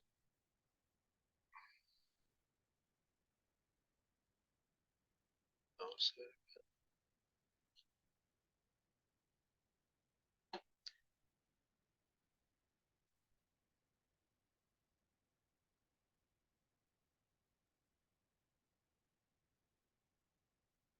ya. Entonces voy a hablar con un agente experto para que me dé los tips de la siguiente niño, porque obviamente, porque no estoy tomando. Hoy día estoy eligiendo una, y fui donde tuvo, ¿cómo se llama? Contó mi hija. ¿Cómo se llama? Y me indicó eso. Entonces yo lo encontré interesante. ¿Ya? Ya, instrumentación de instrumentos de control, no lo voy a tomar mucho porque instrumentación de control del vehículo. ¿Cómo se llama? Parte ¿cómo se llama? De cada vehículo en sí, pero yo lo voy a tomar más adelante cuando tome nuevamente el sistema eléctrico y electrónico. ¿Ya?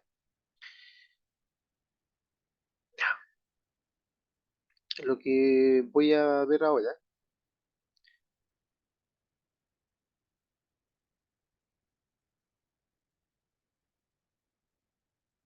ya.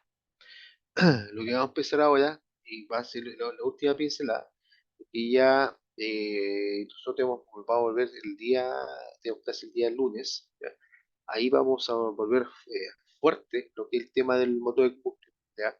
Vamos a ver cómo se llama el motor de combustión interna, tanto a gasolina como diésel,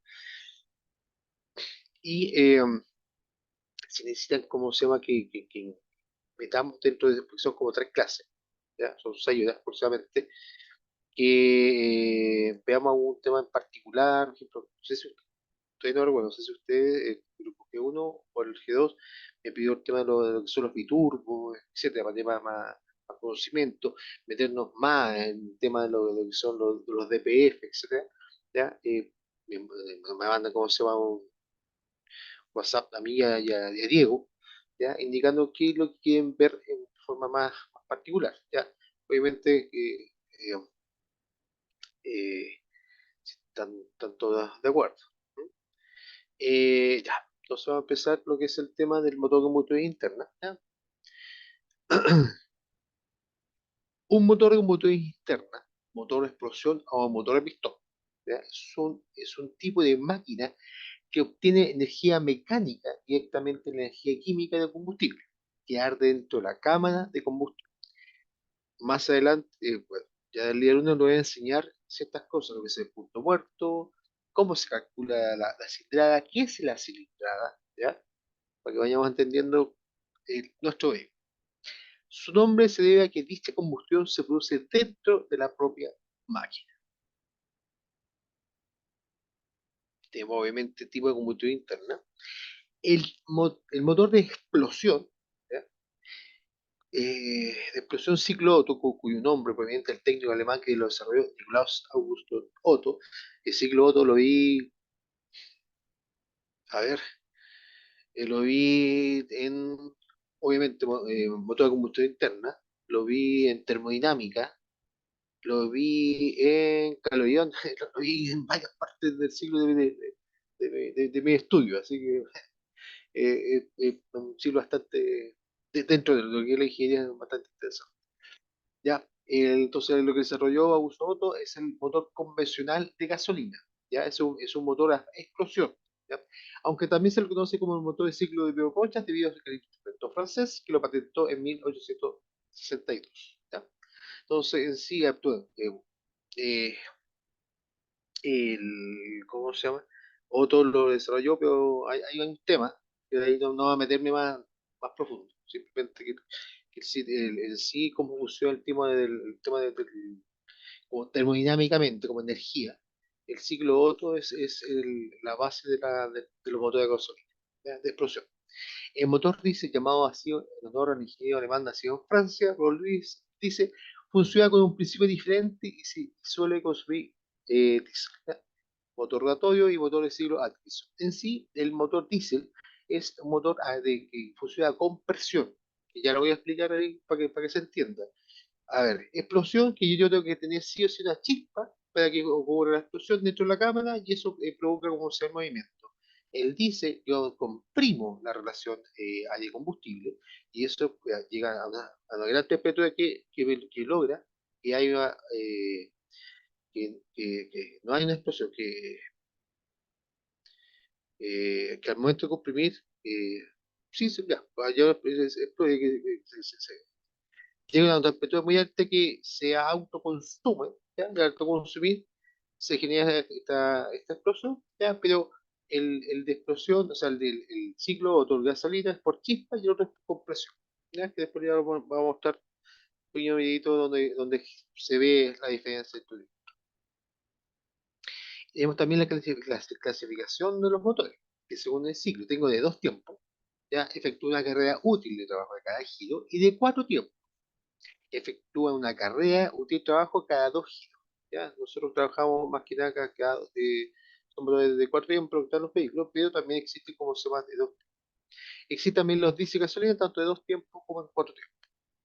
¿Ya? Ojo que esto es una pincelada que ya a partir del lunes ahí va a ser un poquito más específico. ¿Ya? Tenemos obviamente aquí un pequeño, un pequeño ejemplo de lo que son motores de dos tiempos, ¿ya? Donde tenemos,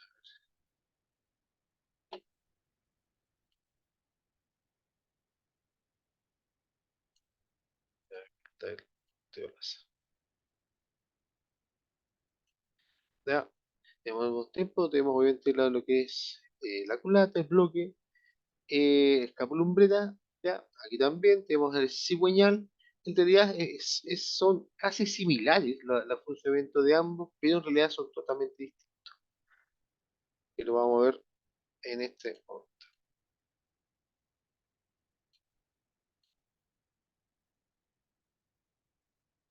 Dentro de las aplicaciones, ¿ya? Tenemos, tenemos distintas maneras. Lo que son de dos tiempos, lo que son de dos tiempos, ¿ya? Tuvo una gran aplicación en las motocicletas, motores ligeros, motores marinos, flyboarders, para ciertas cilindradas, habiendo perdido mucho terreno en este campo por las normas anticontaminación. ¿Ya? Además de que la cilindrada mínima del ciclómetro es 50 centímetros cúbicos. Solo son motores muy pequeños, como de motosierra y equipos grupos de electrógenos de lo que estoy llegando. O sea, antiguamente se ocupaba, lo de dos tiempos se ocupaba en muchas maquinarias. Hoy en día solamente se está ocupando en lo que son algunas máquinas de herramientas, o sea, algunas máquinas, como motosierra, uno que otros electrógenos, lo más pequeño, eh, cortador de césped, que sea uno que otro de máquina de construcción que es una gasolina, y también diésel, pero son ya porque son cilindradas bastante pequeñas. ¿Ya? Los de cuatro tiempos domina aplicaciones de motocicleta, de todas las cilindradas, automóviles, aviación deportiva y fuego. Los de dos tiempos, ojo, eso es algo así, pero ahora vamos a los de dos tiempos de diésel.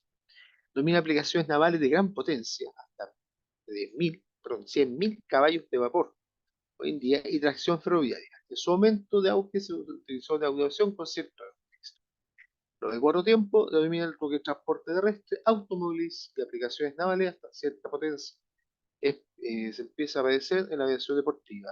Lo que es el tema de motores como se llama navales, eh, logré, ¿cómo se llama? Conocer un buque que entró al dique, al Sociber, a hacer mantención. Y ¿cómo se llama? Y el motor dice realmente impresionante. En el pistón, o sea, en el pistón de carrera, ¿en cuánto? Entraban dos personas aproximadamente. Y otros son mucho más grandes. ¿Ya? Pero esto es netamente de conocimiento general. ¿Ya?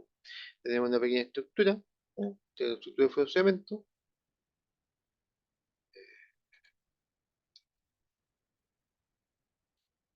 Algo sobre, sobre, ahí, ese. Perdón.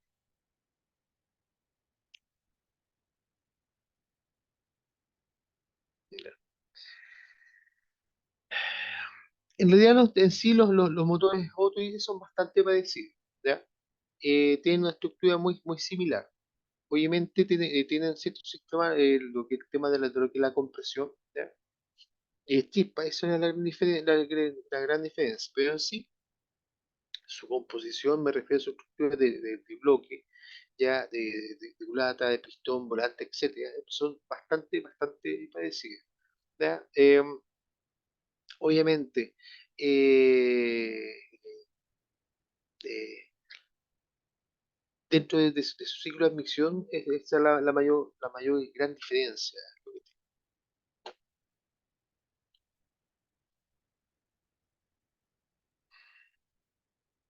Ahí está.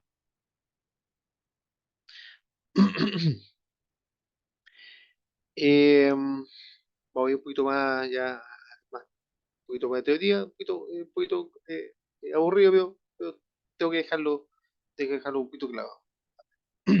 Motor, motor Otto de dos tiempos refrigerados por aire, de una moto azul aire, verde mezcla, azul gris. ¿Ya? El motor convencional de tipo Otto es de cuatro tiempos, aunque fue de borde y en vehículos de dos ruedas hasta cierta cilindrada, se utilizó mucho el motor de dos tiempos. ¿Ya? El rendimiento térmico de los motores, ¿ya? Otto modernos se ve limitado por varios factores, entre otras la pérdida de energía por la fricción, la refrigeración y la falta de constancia de condiciones de funcionamiento. La termodinámica nos dice, la termodinámica nos dice que el rendimiento de un motor depende en primera aproximación del grado de compresión. Esta relación suele ser de 8:1 o 10:1 en la mayoría de los motores automodernos. Se puede utilizar proporciones mayores como de 12:1, aumentando así la eficiencia del motor, pero este diseño requiere la utilización de combustible de alto índice de octanaje para evitar el fenómeno de la detonación. Ojo, por eso el tema del octanaje, ¿ya? El tema del octanaje es la autodetonación, ¿ya? Me refiero a que acá el motor de gasolina tiene que explotar por chispa, ¿ya? Aumentar ¿cómo se llama? El octanaje, obviamente por la relación de compresión que tengo en el interior ¿cómo se llama? Del, del vehículo en relación a de combustible, evito que se autoexplote. Al tener una auto explosión, yo no puedo regular ¿cómo se llama? El normal funcionamiento del ciclo del pistón. ¿Ya? Entonces, por esa razón, el octanaje nosotros estamos ocupando. ¿Ya? Me perdí, me perdí. Ya. Esto es la introducción de combustible de alto índice de octano para evitar el fenómeno de la detonación, que puede producir graves daños al motor. La eficiencia o rendimiento medio de un buen motor Otto es de un 20 a un 25%. Sobre la cuarta parte de la energía calorífica se transforma en energía mecánica. Tengo un tipo, el tipo Otto.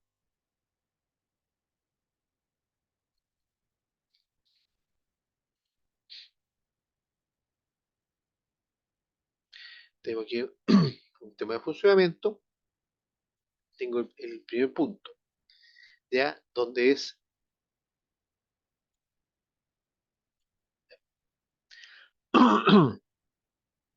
dentro de aquí este esquema, dentro de este esquema, tenemos la admisión donde el aire y combustible mezclado entra por las válvulas de admisión. Tengo el segundo tiempo, pues eso se llama de cuatro tiempos, ¿ya? Es el tiempo del ciclo que tenemos. ¿Ya? El primer tiempo es la admisión, segundo tiempo, compresión, tercer tiempo, combustión y cuarto tiempo, el escape. Vamos explicando. Primer tiempo donde ingresa cómo se llama el área de combustible en una relación proporcionada. ¿Ya? Luego de eso tengo la compresión, donde se comprime la mezcla de la mezcla de combustible y encendida mediante la bujía. Obviamente, al comprimir la relación aire combustible, yo puedo generar una mayor presión y obviamente puedo obtener una mayor, puedo aumentar las temperaturas y también puedo obtener una mayor fuerza al momento de la detonación. En el tercer tiempo, el combustible se inflama y el pistón ahí es empujado hacia abajo. ¿Ya? Admito que cuando tengo una emisión el pistón baja. ¿Ya? Bueno, voy a repetir. Cuando tengo la emisión el pistón está bajando. ¿Ya? En el segundo tiempo, cuando tengo la compresión, el pistón está subiendo. Donde ahí comprimo la relación de combustible. Cuando llega la compresión, la bujía se enciende, logrando la explosión. Con esta explosión, esta fuerza, se logra que el pistón baje. ¿Ya? Y en el cuarto tiempo, ¿ya? Obviamente con la válvula de escape, al momento del fuego, los gases de la combustión salen. Ese es más o menos los cuatro tiempos del ciclo mismo del motor, que obviamente esto se va a explicar de forma más detallada con todas sus partes, ¿ya? Y cómo se genera. Motor diésel. En teoría, el ciclo diésel difiere del ciclo Otto en que la combustión tiene lugar en este último a volumen constante en lugar de producirse a una presión constante. La mayoría de los motores diésel son de igual manera de ciclo de cuatro tiempos, salvo lo de tamaño muy grande, ferroviarios o marinos, que son de dos tiempos. Las fases son diferentes de las motores de gasolina.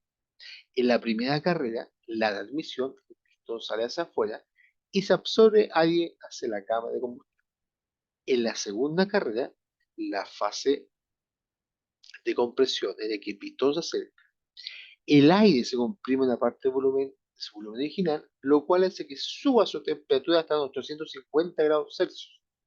¿Ya? Bastante temperatura. Por esa razón que el sistema de enfriamiento siempre lo tenemos que mantener y también, por eso cuando vimos ahí dentro de los sensores, especialmente lo que es la temperatura, ¿ya? Del aceite es muy importante. Al final de la fase de compresión se inyecta el combustible a gran presión mediante la inyección de combustible, con lo que se atomiza dentro de la cámara de combustión, produciéndose la inflamación a causa de la alta temperatura del aire. Ojo, la inflamación se produce por esta compresión donde yo comprimo y logro una alta temperatura. ¿Ya? Aquí obviamente la inflamación no ocurre No es una explosión, no ocurre por chispa como en el tema de la bujía. ¿Ya? Nosotros tenemos una bujía, que es la bujía incandescente, pero tiene otro funcionamiento que ya lo vamos a ver. En la tercera fase, la fase de trabajo, en la tercera fase, ¿ya? La fase de trabajo, los gases producto de la combustión empujan el pistón hacia afuera, transmitiendo la fuerza longitudinal al cigüeñal a través de la vía, transformándose en fuerza de giro par motor. La cuarta fase es, al igual que los motores Otto, la fase de escape. Cuando vuelve el pistón hacia adentro, algunos motores diésel utilizan un sistema auxiliar de ignición para encender combustible al arrancar y mientras alcanza la temperatura de agua. Esto no es algún tipo de cómo se por mi lado, yo no quedo un poquito con esto. Lo voy a dejar con también un otro experto, ya que esto, ¿cómo se llama? Esta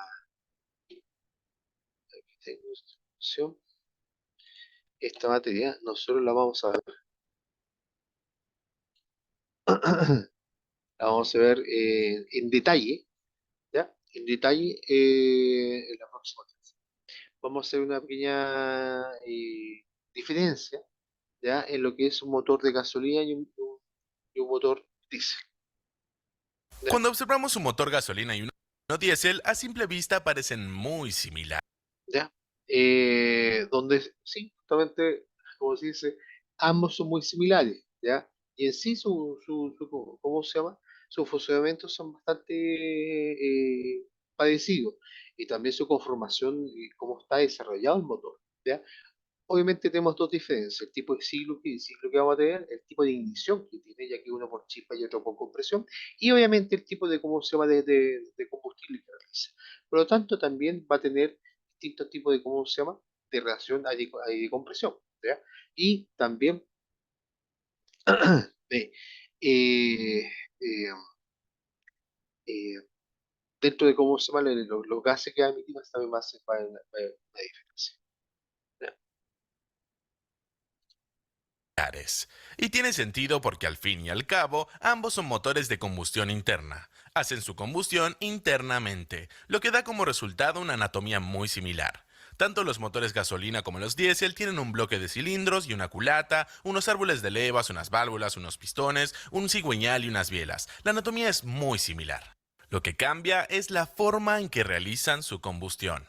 Y unos términos más precisos para describir a los motores de gasolina y diésel son motores de encendido por chispa y motores de encendido por compresión.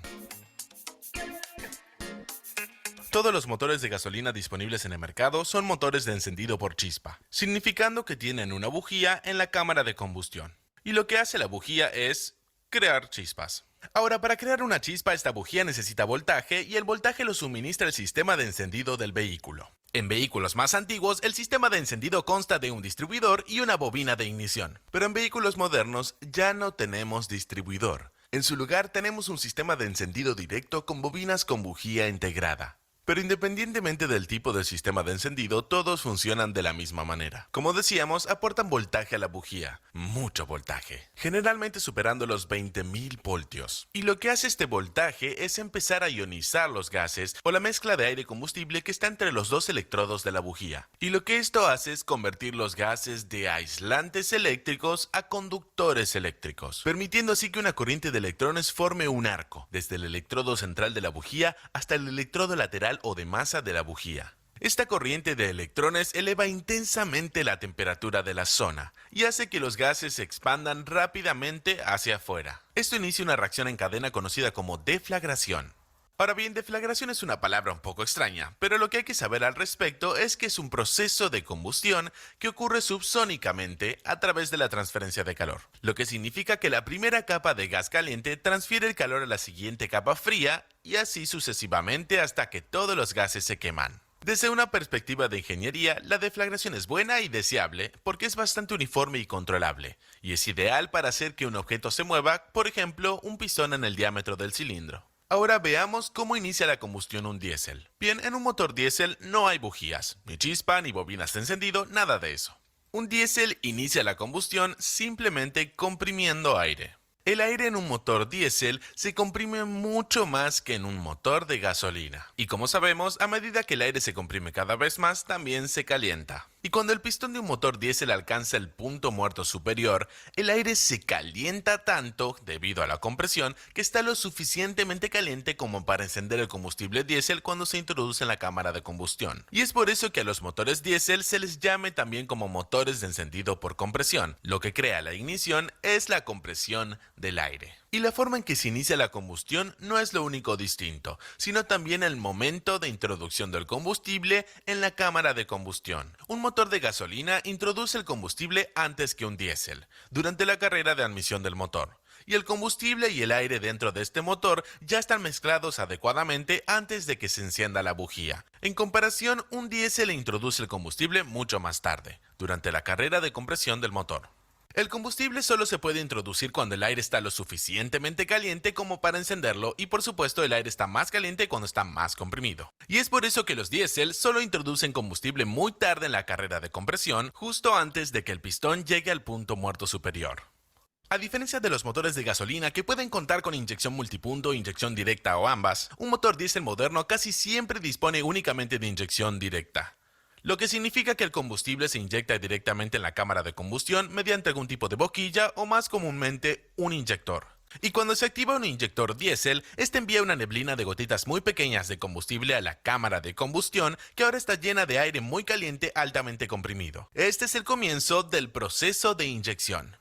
A medida que las gotas de combustible se encuentran con el aire caliente, comienzan a vaporizarse y mezclarse con él. El pistón continúa viajando hacia el punto muerto superior, comprimiendo aún más el aire que ahora alcanza una temperatura lo suficientemente alta para encender el combustible vaporizado. En este punto se produce una rápida ignición de la pequeña cantidad de combustible y aire premezclados. En un motor diésel, el tiempo entre el inicio de la inyección y el inicio de la combustión se denomina retraso de encendido. El encendido rápido que se produce al final del retraso del encendido crea un pico brusco de presión en el cilindro. Este rápido encendido del combustible premezclado inicial y el repentino aumento de la presión de combustión es lo que genera el característico sonido de traqueteo del diésel. Esta parte inicial del proceso de combustión también suele ser una combustión incontrolada, porque la combustión puede comenzar en uno o varios puntos de la cámara. A medida que continúa la inyección, el nuevo combustible se rocía en una mezcla que ya está ardiendo, lo que aumenta drásticamente la velocidad de vaporización y este combustible comienza a arder casi instantáneamente después de salir del inyector. Debido a que la etapa de combustión no controlada ha elevado la temperatura lo suficiente y ha creado suficiente turbulencia, esa combustión en la siguiente etapa se puede controlar controlando la inyección. Esta parte del proceso de combustión también se llama combustión controlada. Una vez finalizado el proceso de inyección, las moléculas que no hayan logrado mezclarse permanecerán sin quemarse en la cámara. Estas moléculas menos volátiles se quemarán a medida que el pistón descienda por el cilindro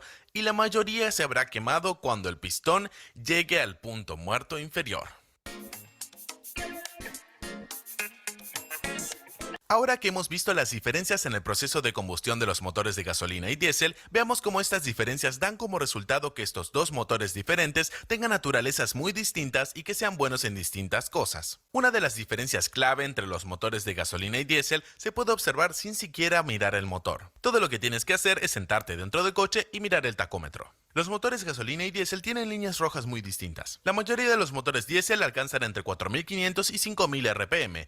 En comparación con esto, los motores de gasolina se revolucionan mucho más entre 6.000 y 9.000 RPM. Ahora bien, hay tres razones principales por las que los motores diésel no se revolucionan tanto. La primera razón, y la más fácil de entender, es que los motores diésel requieren componentes internos pesados, robustos y fuertes. Necesitan componentes internos fuertes porque experimentan presiones de combustión mucho más altas en comparación con los motores de gasolina. Lo especialmente importante son los picos de presión, que ocurren durante el proceso de combustión incontrolada que acabamos de cubrir. Si las partes internas del motor fueran frágiles, simplemente se desmoronarían durante el proceso de combustión incontrolada. Por eso los motores diésel necesitan componentes internos fuertes y por tanto pesados. Pero los componentes internos pesados tienen un precio, son más difíciles de girar y limitan las RPM máximas. La segunda razón por la que los motores diésel no aceleran tanto es que la mayoría de los motores diésel tienen un diseño subcuadrado, lo que significa que tienen una carrera mucho más larga en comparación con su diámetro. Y aunque esto es bueno porque permite a los diésel generar mucho más torque al principio del rango de revoluciones, también limita el potencial máximo de RPM.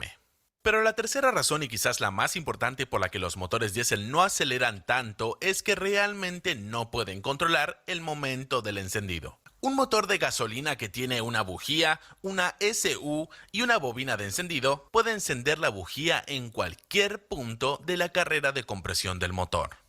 Esto se llama avance del encendido y los motores de gasolina dependen de él para seguir generando potencia a velocidades más altas. A medida que aumenta las RPM, también aumenta la velocidad del pistón. Y la bujía se encenderá antes en la carrera de compresión para tener en cuenta el aumento de velocidad del pistón. Y así garantizar que el frente de llama se propague por completo y que la presión de combustión máxima se genere en el momento adecuado, cuando el pistón descienda por el cilindro. Ahora bien, un motor diésel no puede hacer esto. No puede tener un amplio rango de control del momento de encendido porque no puede iniciar el proceso de combustión ni antes ni después de que el aire esté completamente comprimido. Y el aire siempre se comprime completamente en el mismo punto del recorrido del pistón, en el punto muerto superior. Y aunque los motores diésel tienen cierto rango de control de la inyección debido a la naturaleza del encendido por compresión del motor, el rango de la inyección es mucho más estrecho en comparación con el rango de encendido de los motores de gasolina. Y es por esto que los diésel suelen dejar de revolucionarse justo en el momento en que los motores de gasolina empiezan a incorporar un encendido cada vez más avanzado. Ahora bien, hay otro factor además de todo esto y es que el combustible diésel se quema más lentamente que la gasolina. Y esta es otra razón por la que las altas RPM esencialmente se desperdiciarían en un diésel. A altas velocidades del pistón, la velocidad del pistón en realidad sería demasiado alta y la llama del motor diésel que se propaga lentamente no alcanzaría al pistón. Para cuando se generaran las presiones máximas de combustión, el pistón estaría demasiado abajo en la carrera y el diésel en realidad generaría menos potencia a más RPM. Pero pensar que no revolucionarse mucho es un fallo por parte del diésel sería un error. El diésel no se revoluciona mucho porque no lo necesita. Hace todo lo que necesita a sus bajas RPM. Y aunque esto da como resultado una banda de potencia más estrecha en comparación con los gasolina, tiene una ventaja muy importante. Los diésel tienen una larga vida útil. Los componentes internos pesados y fuertes y una reducida línea roja ayudan a que los motores diésel duren mucho tiempo. Todos sabemos que el desgaste del motor aumenta exponencialmente con las RPM. Y es por eso que de media, los motores diésel duran más que los de gasolina. Cuando el pistón está en la parte inferior de su recorrido, en la parte inferior de su carrera, en el punto muerto inferior, este sería el volumen máximo de un cilindro. Cuando el pistón está en la parte superior, en el punto muerto superior, ese es el volumen más pequeño del cilindro. La diferencia entre estos dos volúmenes determina la relación de compresión de su motor, y es un número muy importante para cada motor porque determina muchas cosas para el motor. Ahora bien, cuando se trata de motores diésel, los diésel tienen una relación de compresión mucho más alta que los motores de gasolina, y esto da como resultado una de las pocas diferencias anatómicas notables entre los motores de gasolina y diésel. Aquí tenemos una cámara de combustión de un motor de gasolina, y aquí tenemos una cámara de combustión, o la falta de ella, en un típico motor diésel moderno. Aquí tenemos un pistón típico de un motor de gasolina moderno, y aquí tenemos un pistón típico de un motor diésel moderno. Como puedes ver, el volumen más pequeño en un motor de gasolina se logra con la cámara de combustión. Sin embargo, este volumen sería demasiado grande para el diésel, por lo que utiliza en su lugar un hueco en el pistón para lograr el menor volumen de su cilindro. Y por supuesto, el hueco del pistón es más pequeño que la cámara de combustión, lo que da como resultado un volumen más pequeño para el motor diésel, con lo que nos queda una mayor relación de compresión. Ahora bien, una relación de compresión más alta es mejor, porque cuando se comprime el aire y el combustible, menor será el área en la que se quema y mayor será la fuerza aplicada sobre el pistón. Para ayudarte a visualizar por qué una relación de compresión más alta es mejor, puedes imaginarte una carga de dinamita detonada en dos habitaciones diferentes. Una habitación pequeña y una habitación grande. Entonces, ¿qué piensas? ¿Qué paredes sufrirán más daño debido a la explosión?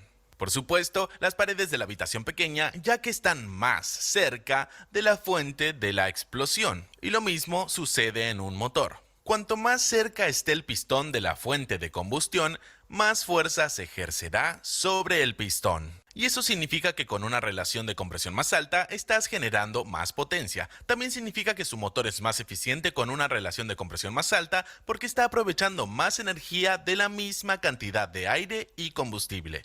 Entonces, ¿por qué los motores de gasolina no tienen las altas relaciones de compresión que tienen los motores diésel? Bueno, no pueden, porque están limitados por la detonación. Ahora bien, el proceso de combustión dentro del motor de gasolina solo debe iniciarse mediante la bujía, y todo el aire y el combustible deberían ser quemados únicamente por el frente de llamas que se propaga.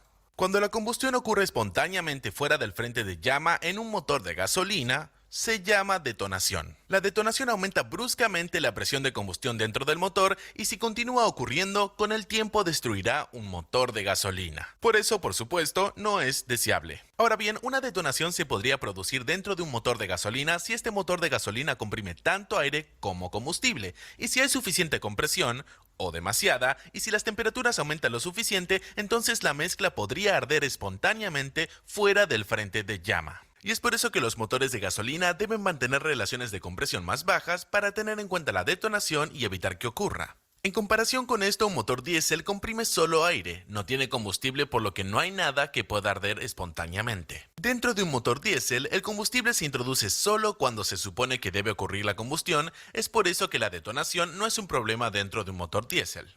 Debido a que no tienen que preocuparse por la detonación, los diésel pueden tener una relación de compresión mucho más alta, aproximadamente de 15:1 a 23:1. En comparación a esto, un motor de gasolina atmosférico moderno suele tener una relación de compresión de entre 11:1 y 12:1. Aunque hay algunos valores atípicos que ejecutan relaciones de compresión de 14:1, son una excepción, y el promedio está entre 11 y 12:1. Como puedes ver, mucho más bajo que un motor diésel. Pero los motores de gasolina de inducción forzada tienen que funcionar con una relación de compresión aún más baja entre 8.5:1 y 10:1, porque tienen que tener en cuenta el hecho de que el turbocompresor o sobrealimentador envía aire ya comprimido. Y si lo comprime aún más, aumenta aún más su temperatura y entonces aumenta la posibilidad de que se produzca una detonación. Y es por eso que los motores de gasolina de inducción forzada tienen que tener en cuenta esto y compensarlo con una relación de compresión ligeramente menor. Esta es también la razón por la que tunear motores de gasolina de inducción forzada es más desafiante que tunear un diésel de inducción forzada, un diésel turboalimentado. Y es por eso que podrás hacer más modificaciones con menos riesgo en un motor diésel.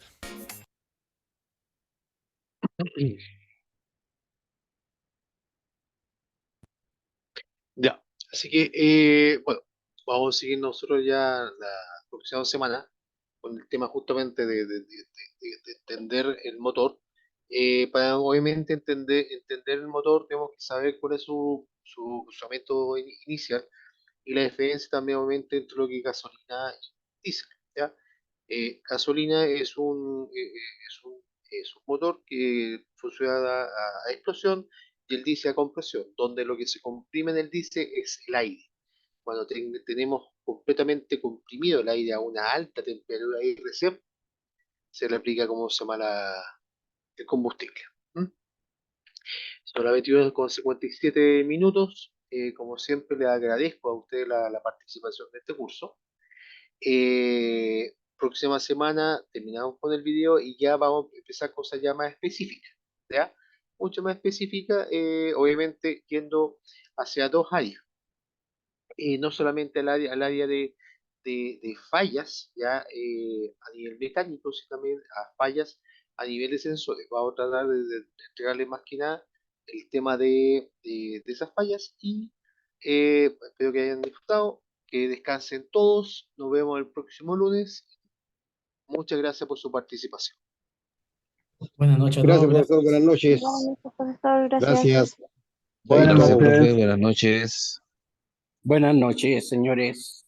Entonces, Buenas noches.